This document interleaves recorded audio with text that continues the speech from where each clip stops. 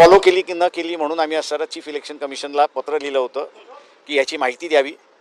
त्यांनी उत्तर जे दिलेलं आहे की ती माहिती आमच्याकडे उपलब्ध नाही.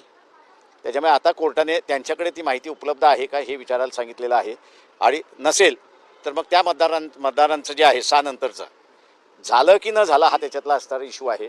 आम्ही कोर्टाला असं म्हणतोय की हे मतदान मग झालेलं नाही, त्यावरती कोर्टाने योग्य तो निर्णय घ्यावा. इलेक्शन कमिशनचेच फिगर्स आहेत ते. माझं एवढंच फक्त राहणार आहे की आम्ही असणारा बॉल रोल केलेला आहे.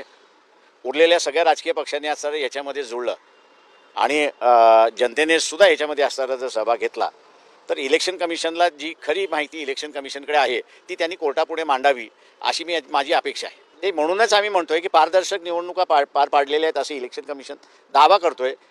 तोच दावा त्यांनी असणारा कोर्टापुढे करावा आणि जी काही त्यांच्याकडे माहिती आहे किती स्लिप्स वाटल्या आणि किती स्लिप्स वाटल्या नाहीत त्याची माहिती त्यांनी कोर्टासमोर द्यावी.